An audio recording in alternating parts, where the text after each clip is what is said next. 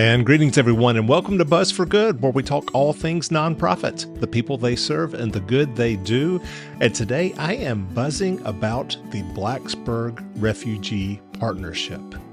We were recently invited to host one of our Buzz Live shows at the historic Lyric Theater in downtown Blacksburg, Virginia, to feature the Blacksburg Refugee Partnership. Now, a little bit about the partnership. Globally, 26 million people have been forced to flee countries torn apart by war, violence, and tragedy. They've had to abandon their homes, so Blacksburg Refugee Partnership welcomes them to Blacksburg, Virginia. Blacksburg Refugee Partnership is an organization run entirely by community volunteers who believe all humans have the right to a safe, peaceful, happy home. They connect displaced families to the resources and ongoing support they need to successfully plant roots here in America. So stick around and listen to our recent Buzz Live show where we talk with some of the inspiring people who serve and are served by the Blacksburg Refugee Partnership. Now, I am Michael Hemphill, creator and host of the TV show Buzz, where we feature the great work of nonprofit organizations in the communities they serve, and the marketing professionals affiliated with the American Advertising Federation of Roanoke who donate their time and talent to help these nonprofits achieve more buzz. You can watch our show on Blue Ridge PBS every Wednesday night at 7 p.m.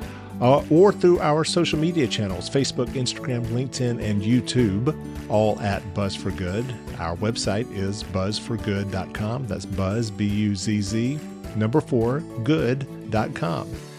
And speaking of refugees, I hope you will mark your calendars for October the 22nd, when we will be back in Blacksburg at the Lyric Theater, sharing a sneak peek of our newest Buzz episode highlighting Elamisha Kakuma, a nonprofit that provides hope and opportunity for refugees from war-torn parts of Africa who are, for all intents and purposes, safe but trapped within a refugee camp in Kakuma, Kenya. Elamisha Kakuma, and Elamisha is Swahili for educating. Elamisha Kakuma helps high-achieving high school graduates escape the camp and gain access to universities around the world, including Virginia Tech. And we are thrilled to work in partnership with the Cranwell Family Foundation and Virginia Tech Center for Refugee, Migrant, and Displacement Studies to produce this buzz. So I hope to see you October 22nd in Blacksburg, or you can watch our buzz on October 29th on Blue Ridge PBS or our YouTube channel at Buzz for Good. But for now, here is our recent Buzz Live starring Blacksburg Refugee Partnership. And greetings, everybody. Welcome to Buzz Live.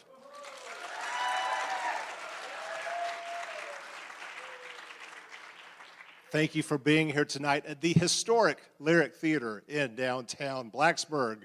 I like to call this show the Tonight Show for Nonprofits, and you are helping make that possible. So thank you for being here either in person or if you are tuning in to our live stream on Facebook or YouTube. You have my man Rob Orthwine in the back to thank, so let's please give it up for Rob.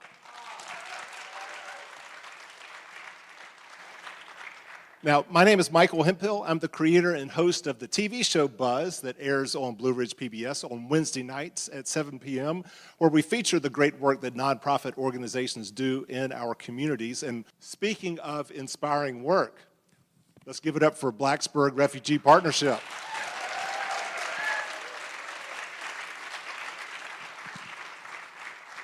We have got a fantastic show here for you tonight, starting off with co-founder and president Scott Bailey, who will be coming up soon. You can applaud him, it's okay. We will have board member and English language instructor coordinator Ann Abbott, joined by one of the partnership's amazing people whom they have served, Afghanistan-born and on her way to becoming an American citizen, Suhaila Suhail. We have two of the nonprofit's volunteers, Jody Frank and Ellen Pillanen. They will share why they give of their time and talent to this wonderful organization. We have a musical guest, as we like to do. here on Buzz Live, and that is Itrab Music Ensemble. Itrab translates as enchantment through music in Arabic, and we will be enchanted by their traditional and contemporary music from Southwest Asia and North Africa tonight. So thank you for being here, Itrab. And we have a surprise guest, right? That's what we call a tease in the business. We have a surprise guest, so you'll have to stay tuned till the end of the show to find out who they are and what they are bringing tonight to Blacksburg Refugee Partnership. You will not want to miss that. Ladies and gentlemen, please welcome to the stage of Buzz Live, co-founder and president of Blacksburg Refugee Partnership, Scott Bailey. Thank you.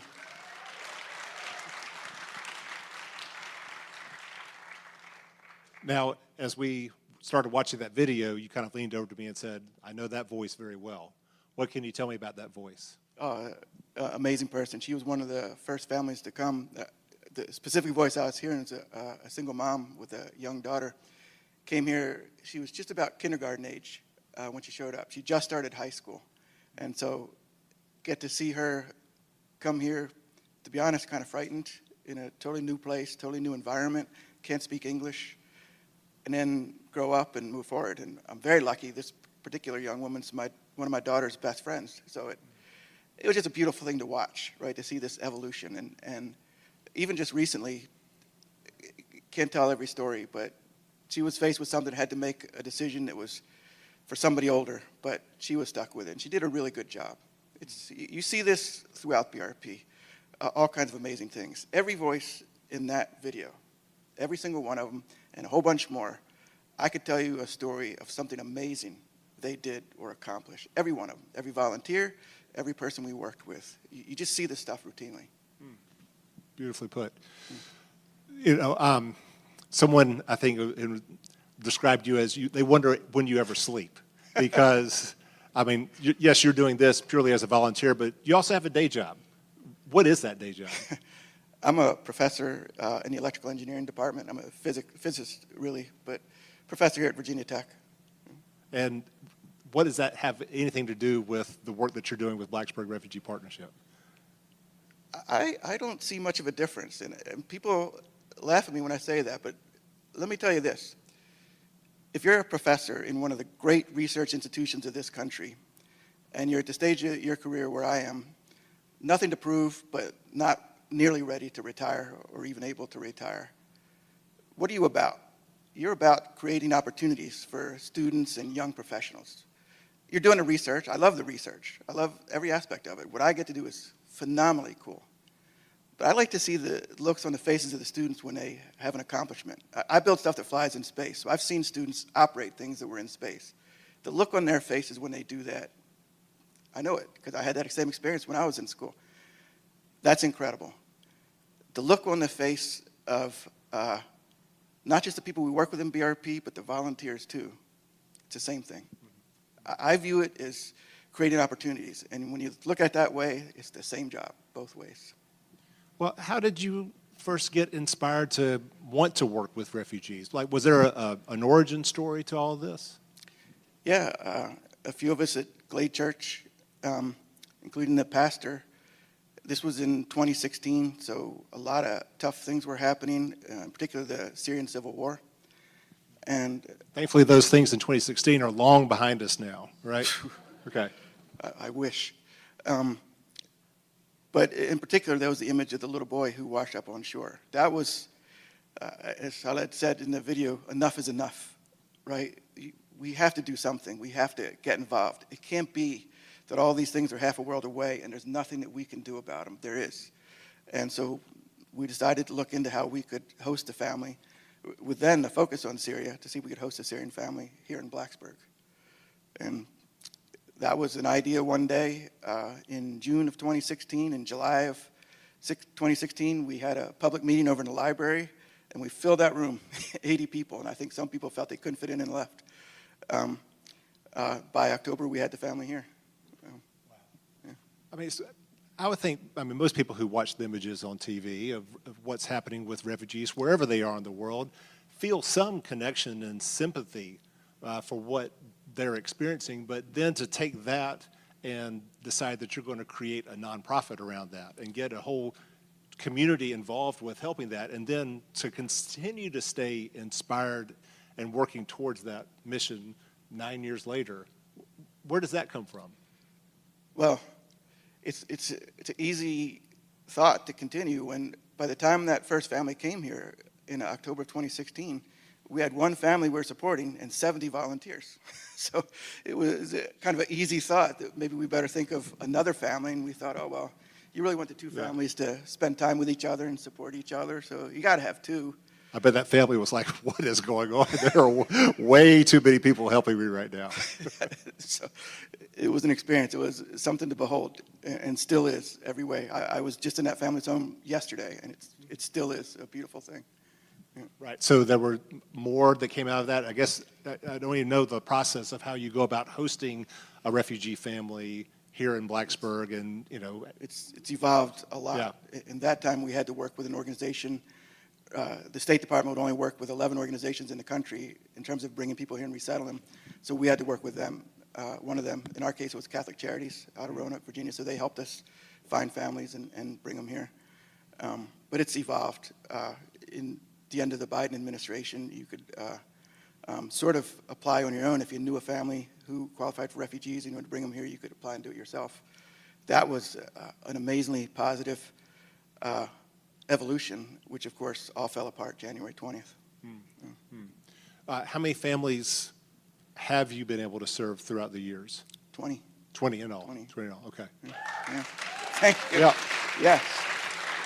Yeah. You're all volunteer led. There's no paid staff. We pay an accountant to make sure our books are straight. That's Although all. we have an amazing treasurer, right, who makes her job easy. Yeah, it's good to pay the accountant. Yes. Right. Let's hear it. So, briefly talk about what all these volunteers do to help the families who come through here. So if you think of resettlement, right? So somebody comes here, and the truth is everybody who comes here that way, they just went through something incredibly hard. They've lost everything. It might have been a recent event that happened as a shock in a short time. It might have been something where it was years. We've had families who had been in refugee camps for a while. We had one single mother who went into the refugee camp at the age of 5 and came out 20 years later, a single mother of 4. It's a range, but they have nothing. So you need to help kids get in school. You need to help them get into a home, a place to live, jobs. They typically aren't used to the U.S. Economic system, so you got to introduce them to bank accounts and checks and things like that. The healthcare system. Try explaining the U.S. healthcare system to somebody who did not grow up here. That's Try explaining it to anyone here. I yes. mean, it's, help me. yeah, right. Right? So all these things happen, but I hope one thing I can convey is I can list all those jobs, but the thing that's really special about Blacksburg Refugee Partnership, we don't think in terms of provider and client. We view ourselves as we're welcoming neighbors, and that means we're always going to be there. We're not going to back away. Our services need to decline. We do everything we can to promote independence, so people need us less and less. But at the end, they're our neighbors. That's why I was at the first family's house last night. They're my neighbors, and my daughter plays with one of their daughters. So it's a bond. I see this routinely, a bond forming between volunteers and the people we work with. It's a community. It's a micro community of Blacksburg, but it shows what a wonderful community Blacksburg is. And it's emotional. Sometimes that's hard. A lot of times it's awesome. Yeah. For people who are here or tuning in to our live stream or watching later on PBS, if they're currently not involved with Blacksburg Family Refugee Partnership, what is one thing that they could do to somehow support your mission? There's a lot. If you come to our webpage, everybody can donate. Everybody can join us as a volunteer. We still have people we need to explain the healthcare system and the financial system. We need people to help with driving and medical visits. There's a number of jobs. To be honest, we're in really difficult times right now, really difficult. The refugee network, the infrastructure has been decimated. The rules for supporting refugees have become incredibly cumbersome, but there are still families who are coming, even though it's much more difficult and rare, and I couldn't explain the process by which it's happening, but it is happening. We brought a family here just a couple months ago. Even though our government is totally against it, it happened. This takes a lot of lawyers. It takes a lot of very fast action, because when you see the opportunity, you got to jump on it. And I can't lie to you. The number one help you could give us is to donate. We need lawyers. We need all kinds of help to be able to do that. It's much harder now than it was. And that's blacksburgrefugeepartnership.org. Yes, thank you. All right. So do that, okay? Thank you. All right. Scott Bailey, ladies and gentlemen.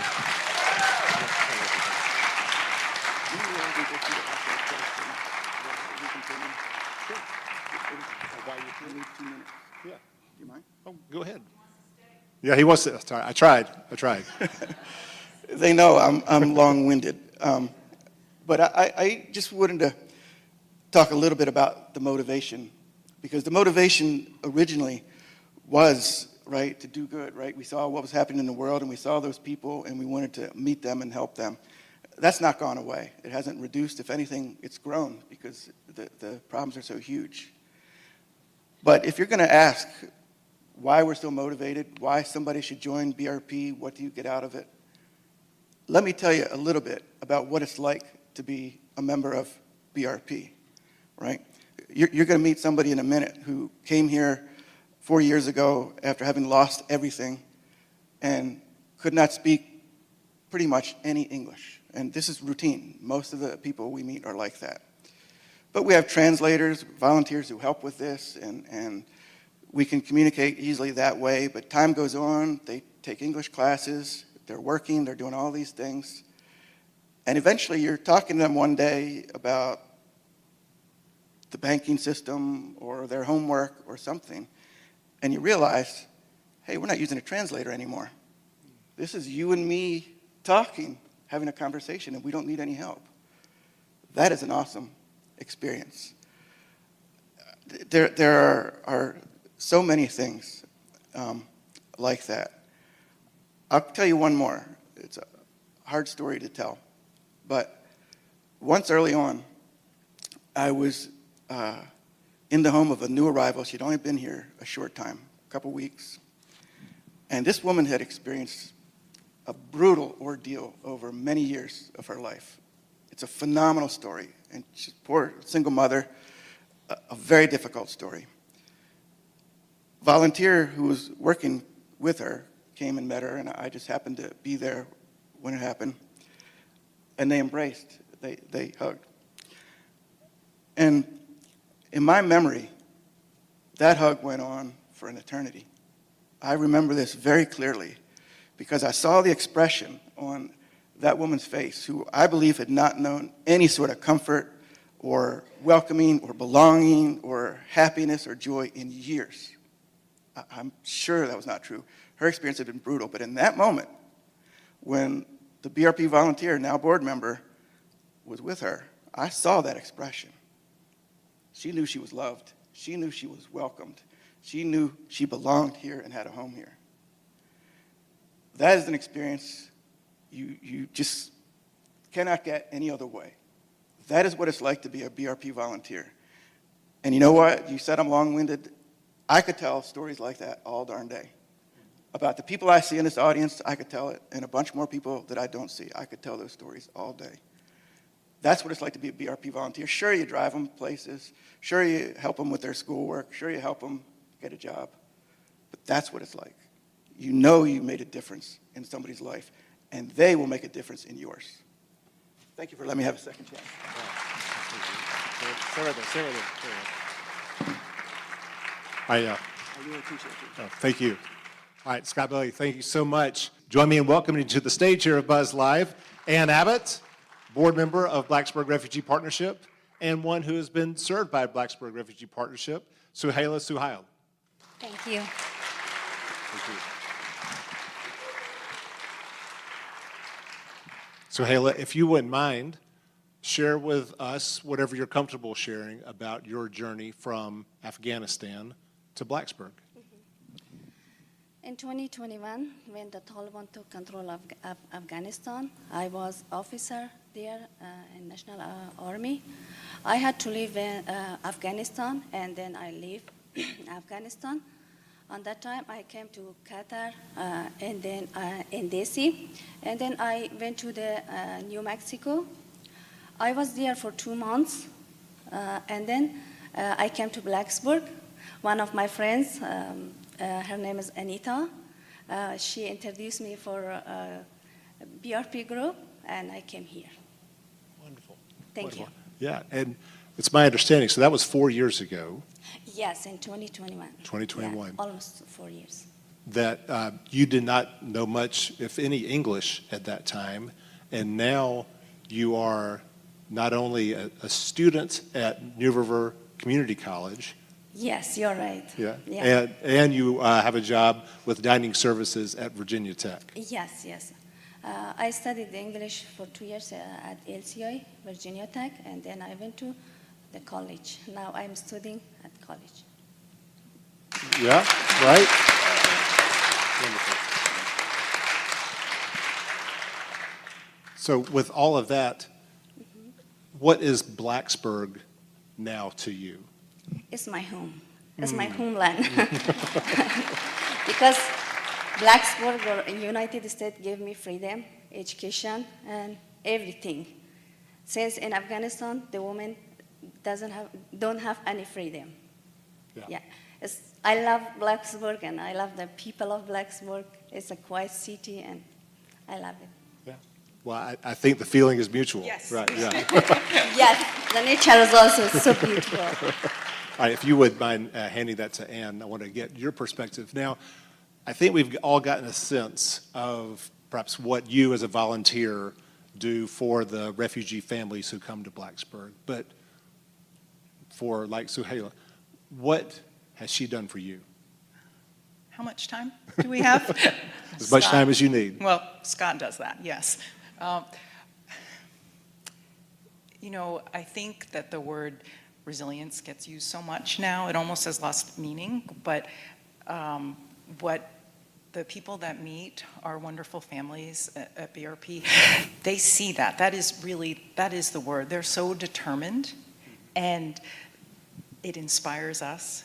There are so many stories, as Scott was mentioning, that we could go on and on about, and I know that we don't have the time, but they're our neighbors, they're part of our community.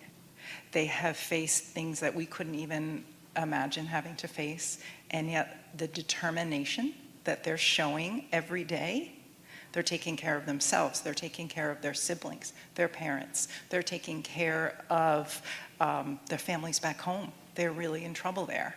And with communication the way it is today, they know that, and they're trying to help them. They want to learn English. They need a job. They need to send money home. They need to save. They need a car. And they're doing that. They're working all the time. I get to spend a fair bit of time with some of the women and men of BRP and through English instruction, and they work so hard. English is a very hard language to learn, and they come with all different skill levels. And we laugh. I've learned how hard English is really through watching them. Yeah. It's just something that I think has enriched all of our lives to see what they have faced, and yet they're here and they're part of our community. Would I have said, I'll probably be sitting on a stage here with this woman talking about an organization that she's starting, and I would never have guessed that. We're full of surprises here, and I think if I could just share one story that I think really shows the determination of the families here. There was a single mom who came here. She was not literate in her own language. She worked very hard. Anyone who met her loved her. She'd smile and just so loving, so wonderful. And she struggled to learn English, but she kept on going always. She was working full time. She had her 2 children to raise, her daughters, and she was ready for citizenship. So many volunteers worked with her to prepare her for citizenship exam, and it was very exciting, and we were all pulling for her. and she would be one of the first women, or first families to gain citizenship who came to BRP. And so there was a journey to, I think, Norfolk maybe, and she didn't pass. And she was crushed. We were all crushed for her. And a lot of tears shed by everyone. The next day in the morning, I went to see her, and I was kind of a little fearful because I just thought that she'd be curled up in a ball, like I would be. And, you know, I knocked on her apartment door, and I went in, and there she was in the middle of the floor with all her papers, all her note cards. She had her YouTube video going. The very next day, she was back studying.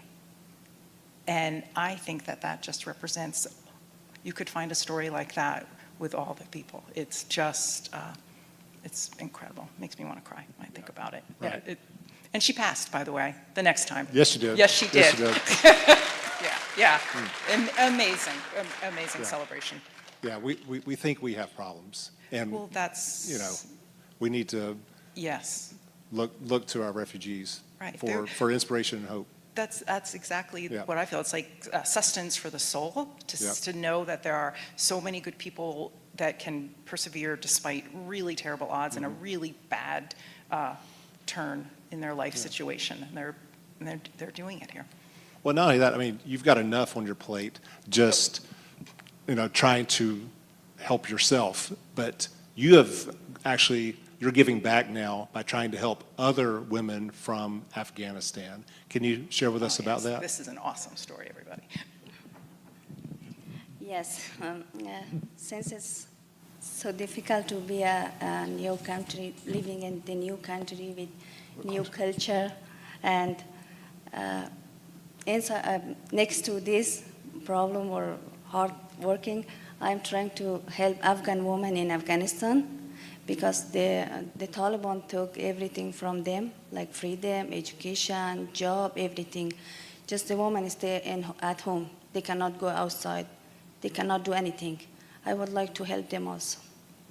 And so what have you done to help them? We create one organization. The name of that is She Leads Tomorrow.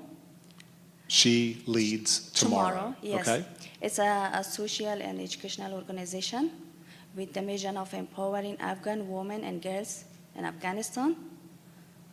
So what are you doing through She Leads Tomorrow to help Afghan women and girls? We're trying to find a educational, like a scholarship opportunity at university and a school, and providing financial help for the student. We provide the leadership training, and we motivate them to follow their dream. Okay, wonderful. Thank you. Yeah. How can we help you with that mission?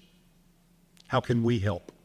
Oh, tonight I'm here to be a voice of Afghan women, and I call to international community and university by opening a scholarship for them, donating money for them, and volunteering to teach. We need your help. Okay. Yeah. Can I? Please. And so She Leads Tomorrow is actually an active organization. They're already doing classes, online classes. There are over how many people? 300. 300? 300 people, young women, and they are taking algebra. They're taking English. There's classes on job prep. I just saw something on Facebook today, a new class that they're doing. So they found teachers. They're teaching online. They have conversation groups. They're all being a support to each other. They're doing this in secret, but it's not just an idea that she's working towards. It's actually happening, and it's amazing. The more I learn about it, I can't even believe it, actually. And so how could we help? Where do we go to help? I think you better answer that. How can we help? GoFundMe? There's a GoFundMe? Oh, yes. She Lives Tomorrow has a GoFundMe. Okay. Please help them to provide education for them, internet for them, or computer for them. And providing financial things for everything, like education, computer, anything. Okay, so GoFundMe, She Leads Tomorrow. So, and I think also they're always looking for teachers that would be willing to Online to teachers. teach. Okay. And I think you had also mentioned hoping that universities would be open to offering scholarships, universities around the world, because we know right now in the United States that's not going to happen. But in fact, I think there were several people in your group that had gotten scholarship opportunities here in the United States, but now they are no longer able to come. So they had the opportunity, and then now it's been taken away. So, Okay. Well, you've been busy these 4 years since you've been in Blacksburg. Congratulations. Thank you for all that you do. Suhaila Suhail, everybody, and Ann Abbott. Thank you so much. Thank you. And you are listening to our recent Buzz Live talk show at the historic Lyric Theater in downtown Blacksburg, Virginia, where we featured the inspiring work of the Blacksburg Refugee Partnership. For more information about our work, please go to buzzforgood.com. That's buzz, B-U-Z-Z, 4, good.com, as well as our social media channels, Facebook, Instagram, LinkedIn, YouTube, even TikTok, all at Buzz for Good. And now, back to the show. And with that, it is time for our musical guest here at Buzz Live. I would like to invite to the stage Itrab, which again is Arabic for enchantment through music. Yes. And they are going to enchant us with some music of Southwest Asia and North Africa.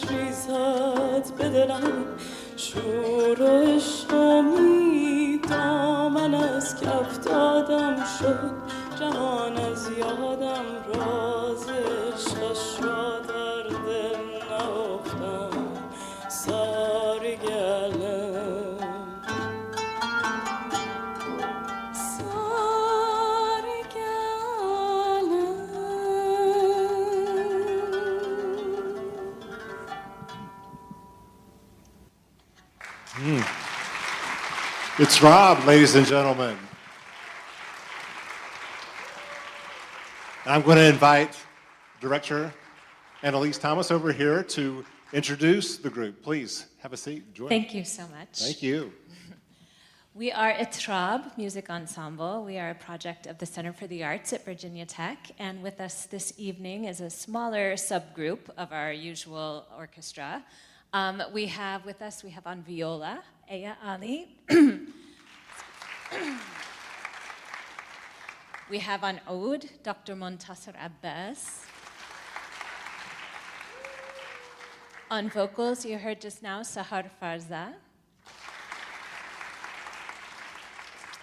On percussion, and you'll soon hear vocals, Gabrielle Shaheen. And our two percussionists here, we have Aranjoy Basak and Diego Urquizo. Wonderful. What was the song about? The song was about a blonde girl, is that correct? And how beautiful she is. Do you all mind? He's asking about the nationality of everyone here. Can we just, can I run around and let them please. say it on the microphone? I'm Egyptian American. I'm Sudanese American. I'm Iranian, also known as Persian. I'm Lebanese American. Indian from West Bengal, so that makes me Bengali. I was born and raised in Peru. Excellent. All right. Thank you. Yeah, so we Yeah. come from all over. Yeah. And how about you?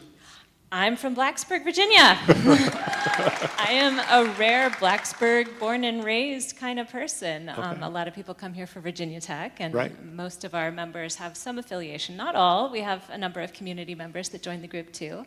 But yes, I'm from Blacksburg originally. Well, what inspired you in particular? Did you create this ensemble? I did.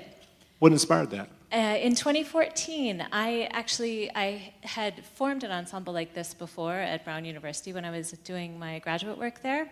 I also had the experience of being introduced to particularly Arabic music, but also Turkish and Greek and some other countries around the region in an ensemble when I was an undergraduate at William & Mary with my mentor, Dr. Ann Rasmussen. So this is kind of a replicable model that students of mentors like her, and Dr. Jihad Rassi was kind of the original mentor in this model from UCLA. So a few ensembles like this exist on college campuses. Okay. And they all have a very different character, and it's really been wonderful to grow with this group over the last 10 years. Well, what is your mission? My mission is to bring people together and create connections and understanding through music and the arts. Mm-hmm. And luckily, I found people with a similar mission in the leadership of the Center for the Arts. Actually, the ensemble started 10 years ago with the support of the Center for the Arts. We were working on programming related to music from Muslim cultures. And there was a great synergy. They gave me the opportunity to start this ensemble, and it's just grown from there. Wonderful. Well, thank you so much for being here. Thank We're going to you. hear another song from you in just a few minutes. Yes. Thank you all so much for being here. All right, well, it's my pleasure to have here on stage at Buzz Live two volunteers extraordinaire with the Blacksburg Refugee Partnership, and that is Jody Frank and Ellen Polonin. Feel in close? Okay. I'll get it right eventually. Jody, you are a team lead volunteer for a family of 5. And I was just hopeful you could, whatever you're comfortable sharing about this family, their journey to Blacksburg. Sure. There's a book in it, but to sum up, the man was an employee of the U.S. in a war-torn country, and his work involved safeguarding American lives. Their lives were in danger directly because of that work. So they were granted emergency humanitarian visas to get them here. Sorry. Check, check. Maybe just hold it like that. Thank you. Okay, is Yeah. that better? Is that better? Okay, do that one more time. All right, so the man was an employee of the U.S. safeguarding American lives in a war-torn country. and their lives became threatened directly as a result of his work. So they were granted emergency humanitarian visas to get them to safety. However, there was no support waiting for them on the other side. They literally basically put a pin in a map of the US to a big American city and landed and tried to figure out how to apply for asylum, what to do next, how to get help until they were allowed to work. It would be a year, more than a year, before they had work permits. So they were really in a helpless situation. They needed legal help, material support, everything. How did you get connected with them? I had a mutual connection online. It was just an online connection, and the parents are both fluent in English, so we started talking on WhatsApp. And I quickly saw what amazing people they were and how absolutely adorable these 3 little children were. And I just started making phone calls thinking surely I can find help for them in the city where they landed. But for various reasons, their visa type, their country of origin, all the doors were closed. No federal funding was going to be available to help them. And then someone, a friend who is an immigrant himself, said, you know, really, it's easier to get help in small towns than big cities in the US because the big cities are so tapped out. All the refugee support organizations are overwhelmed, especially near the border. So I just thought, why don't I look here? Why don't we just bring them here? And I came across a newspaper article about BRP. I hadn't heard of them before, and I just knew immediately that these were the people who might be able to help. Yeah. And what has happened since? Well, after hearing their case and a lot of talking, a lot of discussion, BRP agreed to take on this family with me as their main volunteer and many BRP volunteers and board members stepping in to help. And it was just a whirlwind of fly them out here, get them an apartment. The whole BRP volunteer network swung into gear, furnished an apartment for them. I just couldn't believe how quickly and smoothly it all happened. And that was 2.5 years ago, I think. And the story that sticks in my mind, when they first arrived, they were staying in a seedy extended stay hotel, just trying to figure out what to do next. And the little girl was sobbing. I can't understand what people are saying. I want to go home. And that little girl is now completely fluent in English and a gifted and talented student in elementary school. Wow. Beautiful. Yeah.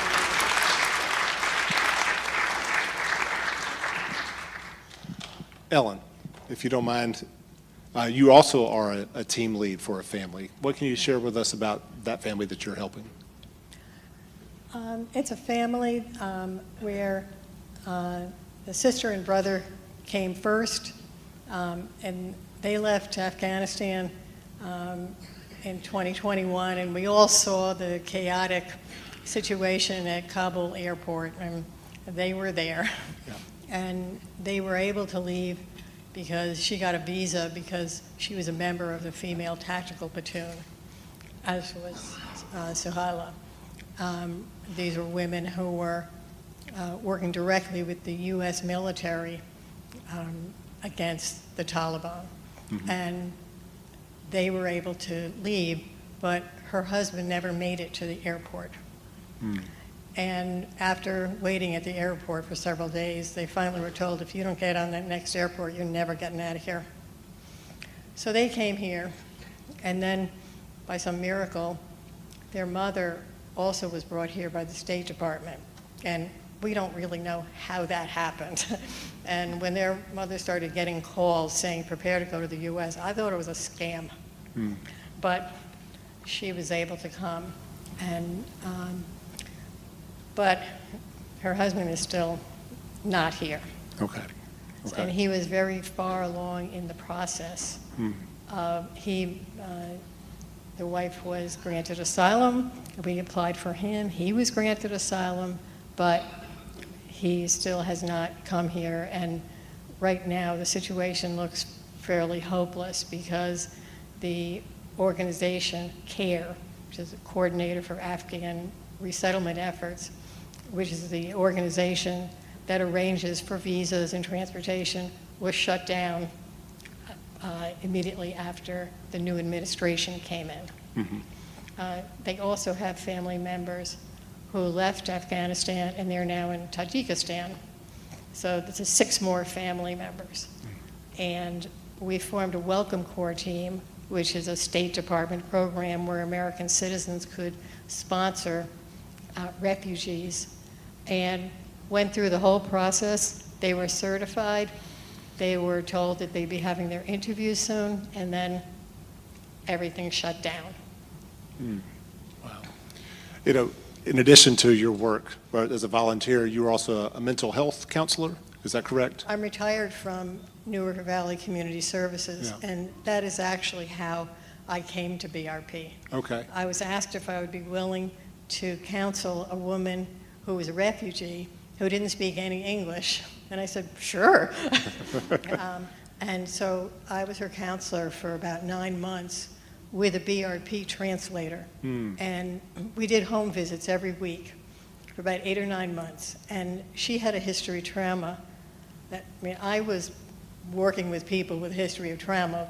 The majority of the people I worked with as a counselor had a history of trauma. Her history was extraordinarily terrible. And she stabilized, and she was doing quite well. And my best friend, Victoria, who's here, her husband was a manager in dining services at Virginia Tech, and she gave her a job. And once I was discharged her from treatment, I asked if I could become a BRP volunteer, because I realized this was a really extraordinary organization. Yeah. So I came on as a volunteer and eventually became a board member and a team lead for New Families, and became a volunteer English instructor to a class of Afghans. Well, my question for you about your professional background is that, I think people here are often familiar, or at least know something about the logistical hurdles that refugees, immigrants have to navigate in order to come to our country and then to ultimately get green cards and citizenship. But what about the psychological hurdles that they have to go through? What are some of those that they're experiencing along the way? Well, people always ask me, how are they doing? How are the families doing? They know that I interact with many of the family members in different roles, and it's a complicated answer, because if you look at their lives here as they have resettled in the United States, they're generally doing very well. They have nice homes that are rented. They speak English. They have jobs. They have government benefits, and they have a community. So they look like their lives are going pretty well. But in fact, virtually every family has family members who are not here. They have family members who relocated to Pakistan, to Tajikistan, other countries, or didn't get out to begin with. We have done everything that we can think of to try to relocate their families here. And right now, the situation feels pretty hopeless.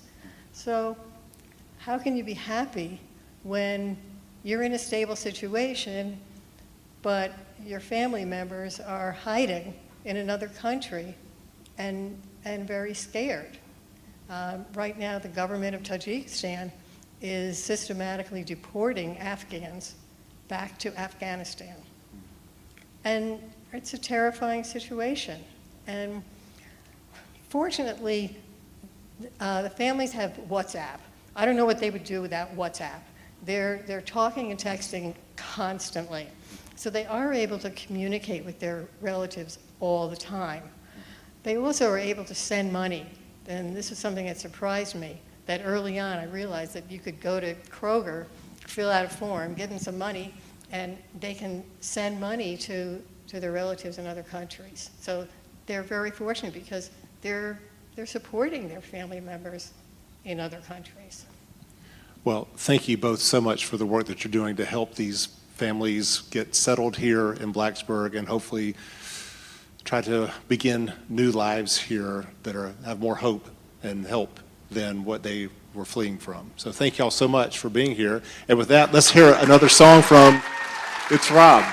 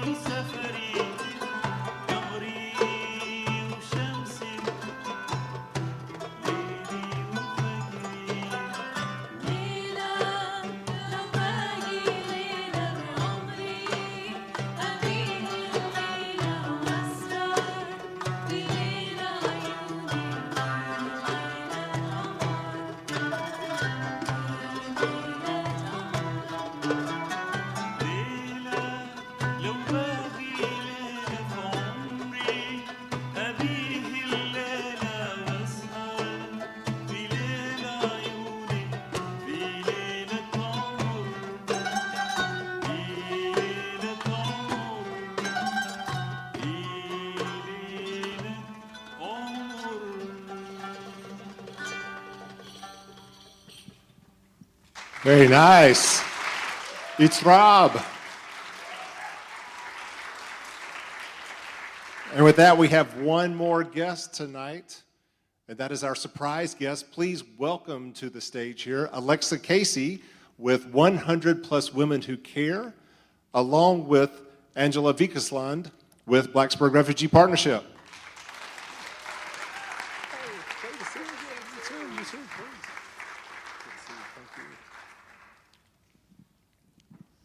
All right, thank you for being here.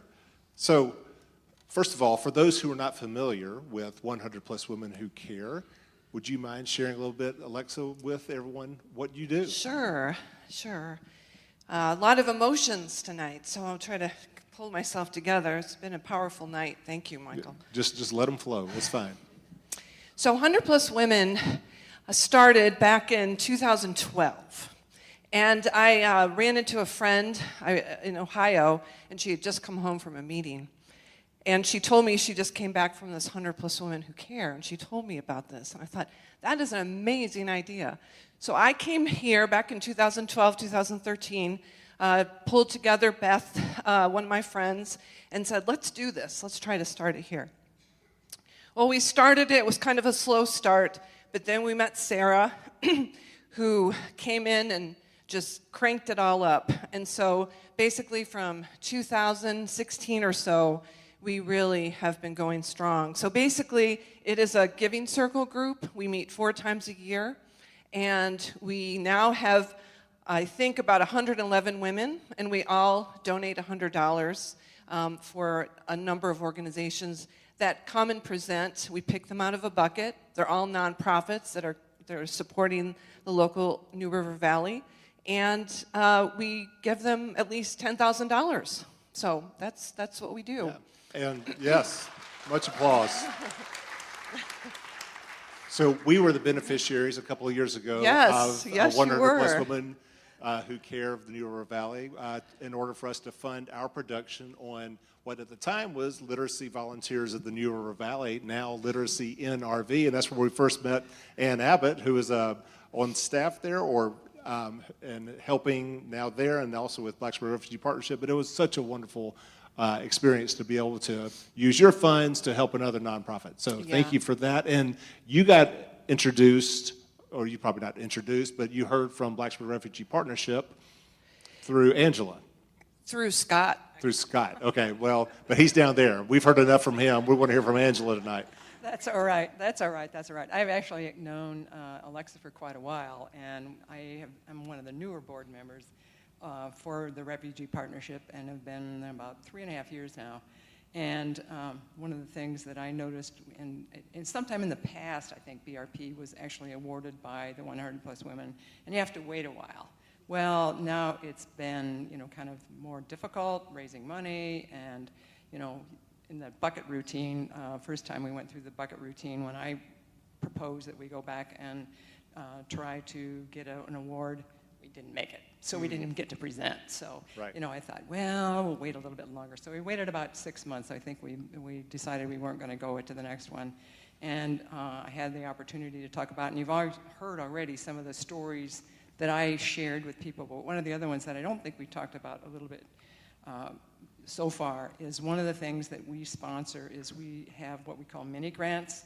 And so some of the young people who started out, like I think Scott was talking about the first family, that young guy now is going to school, and he has gotten a couple of mini grants, and we've had other people, I think Suhala, also maybe not her, but some other people in her family, and some of the other younger people. So we've been able to help them in addition to having an opportunity to come and present to the 100 plus women, and obviously we got voted on, and there were 2 other candidates, and I was so pleased. Scott actually had gone and accompanied me, so we were able to kind of together do things. Save it. All right. Why don't we get all the 100 plus women who care representatives who are here tonight, and there's several of them, along with all of our guests who have been on the show tonight. Everybody come on stage. Come on. I think we need to bring something with you up here as well, and maybe give her the microphone, a little drum roll. Do we have a drum roll over there, please? All right. Well, we present from 100 Women Who Care with NRV a check to Blacksburg Partnership, Refugee Partnership. $13,000, 600. All right. So, yeah, so deserving and so excited, and we love you so much. I'm really tickled. I didn't know how much it was until I got here today. Yeah. So, I kept telling people, that it's a minimum probably of 10,000. I said, but it could be more. So I am really pleased. So thank you very much. It's always good that it's more, right? Absolutely. Yes. Scott? This is what Blacksburg Take the mic. Feel free. I just want to say this is what Blacksburg is like, right? BRP is one example. Literacy NRV is an example. The YMCA is an example. 100 plus women, great example. Blacksburg is an incredible place. We're all lucky to live here. Right. Well, many thanks to everyone for coming out tonight. That's going to do it for our show. I do want to thank our sponsors once again, Blacksburg Pharmacy, National Bank of Blacksburg, and Cook, Lavender, Massey and Company CPAs. Thank you so much for supporting tonight. Thank you to 100 plus women who care for making such a wonderful donation to Blacksburg Refugee Partnership. Thank you to Blacksburg Refugee Partnership for all that you do to support these wonderful people who are part of our community, our neighbors who are here. Thank you so much. And with that, I will ask Rob to play us off here. Thanks so much for being here tonight, everybody. Keep being a buzz for good.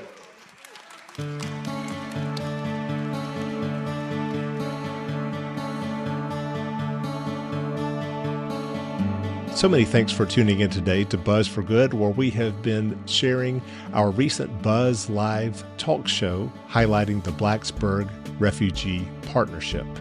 Again, I hope you will mark your calendars for October the 22nd, when we will be back in Blacksburg at the Lyric Theater, sharing a sneak peek of our newest Buzz episode highlighting Elamisha Kakuma, which is a nonprofit that provides hope and opportunity for refugees from war-torn parts of Africa who are trapped within a refugee camp in Kakuma, Kenya. This help comes in the form of access to universities around the world, including Virginia Tech. It is a wonderful episode, and we look forward to sharing it with you. Until then, though, we hope that you We'll stay connected with us through our website, buzzforgood.com. That's buzz, B-U-Z-Z, 4, good.com. As well as our social media channels, Facebook, Instagram, LinkedIn, YouTube, even TikTok, all at Buzz for Good. Bye now.